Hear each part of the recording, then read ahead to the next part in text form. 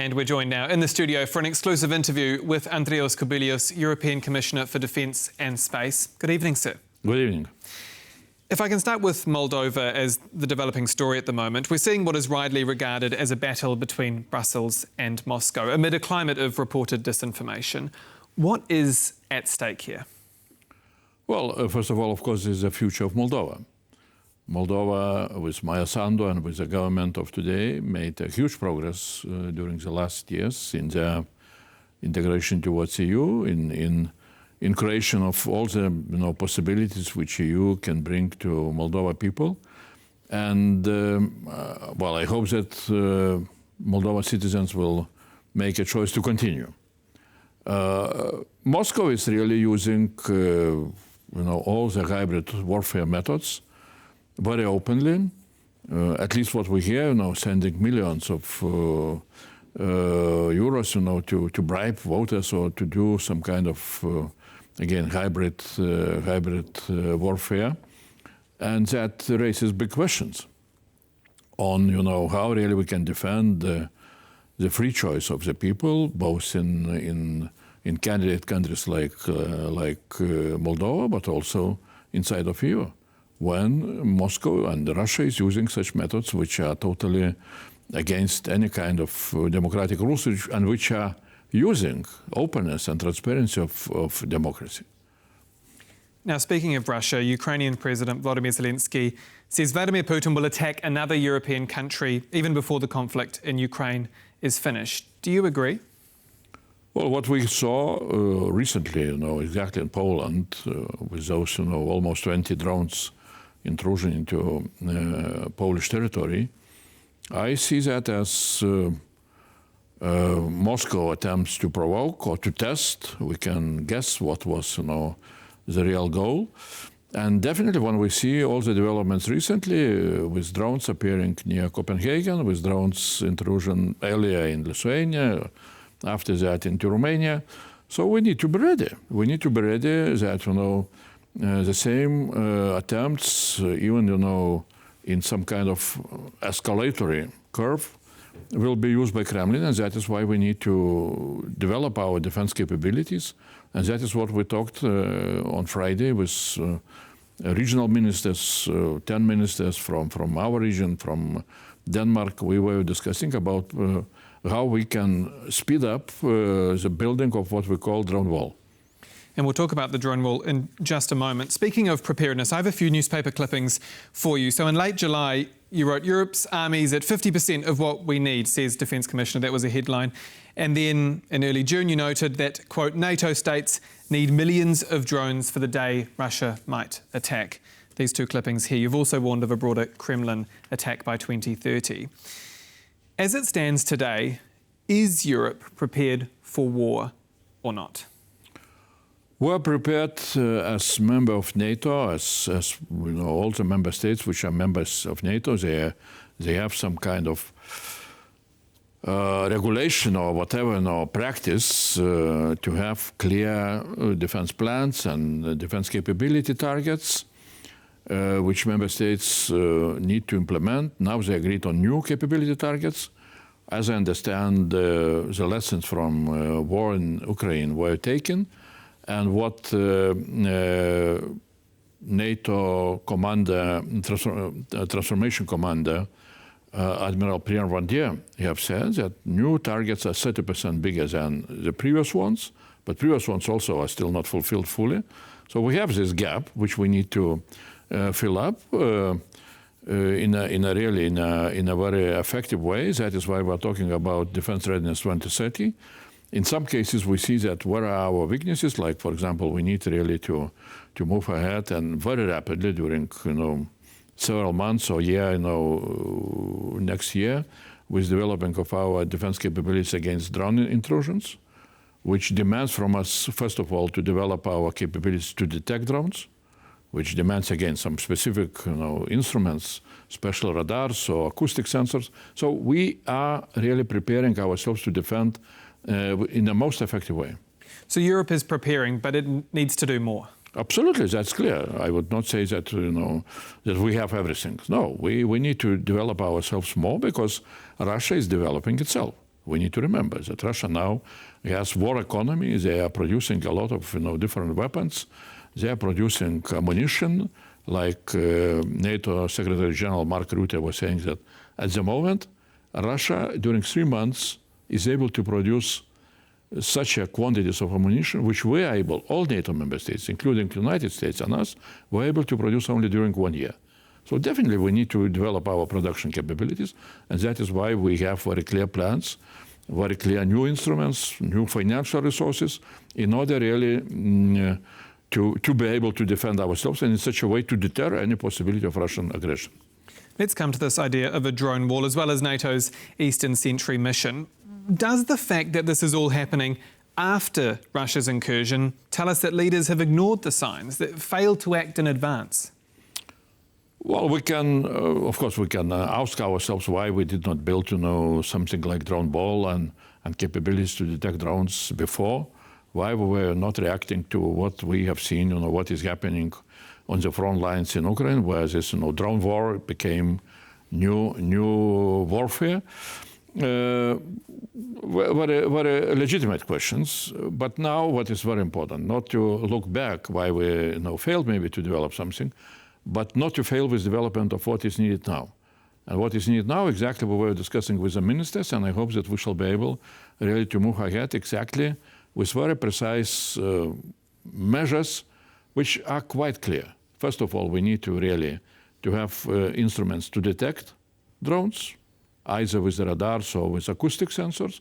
Then we need to have instruments which would allow us, like in Ukraine, to destroy drones which are entering in our territories, not always using very expensive missiles, €1 million value, but using those instruments which Ukrainians are very good in using, like electronic warfare means, like drones interceptors, like traditional Zenit artillery and machine guns with the mobile groups. Those are things which we need to develop. Back to that newspaper clipping, because you noted that NATO states need millions of drones for the day Russians might attack. So a couple of months ago, you were talking about drones. You were talking about being prepared for drones. So you had it right, but did others in leadership roles across Europe not quite take notice? I'm always reminding myself and others, what the famous European, one of those, bright minds, Jean Monnet, one of the godfathers of European community back in 1957, when the Rome Treaty was signed, he said, European community, well, now it's called the European Union, will develop itself during the crisis, and what will be created during the crisis, that will be European community. Really, we are facing crisis. We are facing, threats from Russia. We are facing those threats, changing, what instruments are used. Now we are facing, drones. And it appears very, very human. While you are not struck by the crisis, you are perhaps not always moving ahead. So now we really saw what that crisis is meaning, and we started to move ahead. So walk me through what it looks like, this drone wall. Does it mean launching drones in the sky along the Russian and Ukrainian borders if threats come near to the border? Is it possible to cover the entire border, or are we talking about high-risk areas? I would say that what is important for us not to try to invent the wheel. It would be very important for us to ask our Ukrainian friends to help us. If till now we were usually coming with our assistance to Ukraine, and we were helping Ukraine to develop their own defense capabilities, now we need to ask Ukrainians to help us really to develop those capabilities which they have.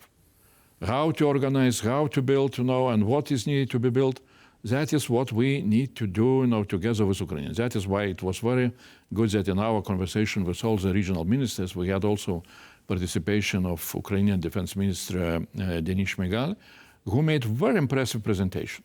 What Ukrainians are doing and what needs to be developed in our countries, and how important is not just to have whatever, thousands or millions of drones in your stockpiles.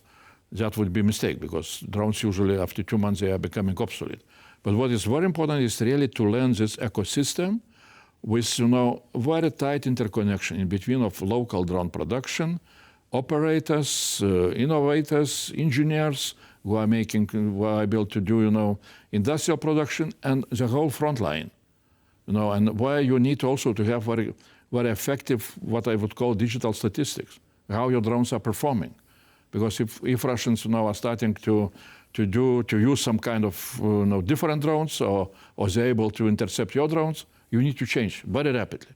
And that is why, again, we shall need to learn how to make our procurement system adaptive to such kind of very dynamic changes.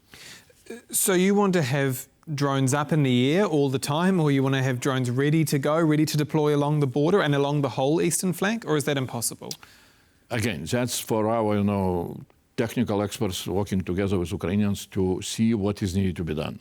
As I understand, what for example Ukrainians are saying, that you need to have some kind of hubs which are ready. It's production, it's operators are working together, and very important is to prepare people, to prepare teams of the people in our countries who should be ready to expand and to expand production and to expand operations if things will come into such a situation which will be needed. Polish Foreign Minister Radosław Sikorski says Russia should not, quote, whine if their jets are shot down in NATO airspaces. Do you agree that EU countries should shoot down missiles or aircraft in the event of an illegal incursion? Well, definitely no. I mean, when we are facing drones, incursion into our territory, so we need to be ready to defend ourselves, and to defend ourselves in the most effective way, using both, what is needed, anti-drone measures, detection, and so on, because we need to understand that. If now we see only provocations, we don't know what will be next.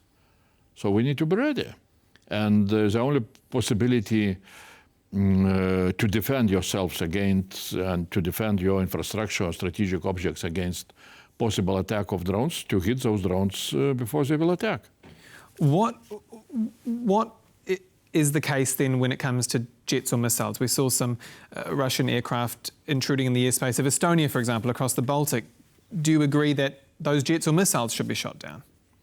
Well, of course, that is for militaries, to have some kind of procedures to discuss them in NATO. But as Commission presidents have said, so we need to be ready.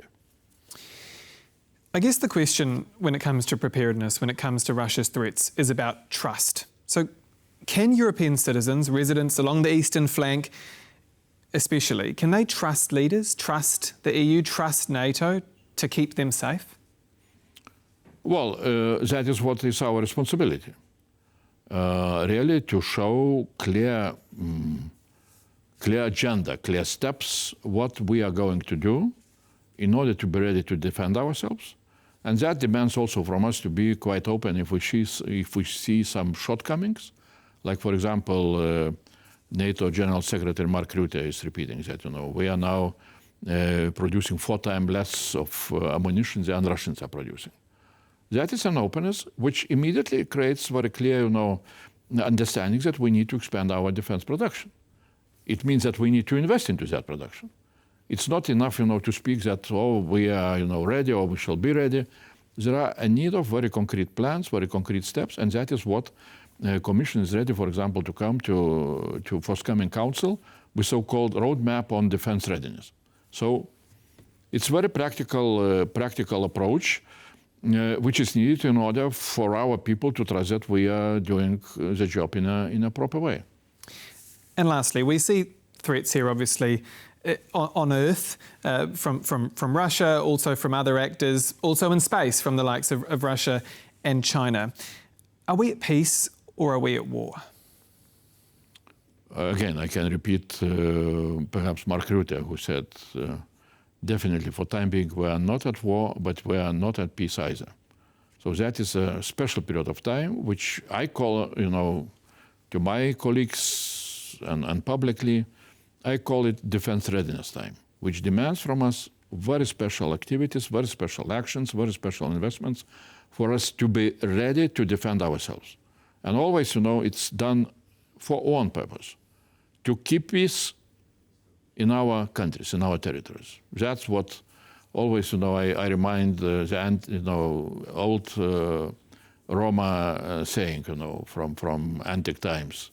If you want peace, prepare for the war. So we are preparing ourselves to defend peace. Andrius Kubilius, European Commissioner for Defence and Space, thank you again for your time. Thanks a lot. And that's all for World News tonight. Do stay with us here on TVP World. I'm Aaron Darman. Good night.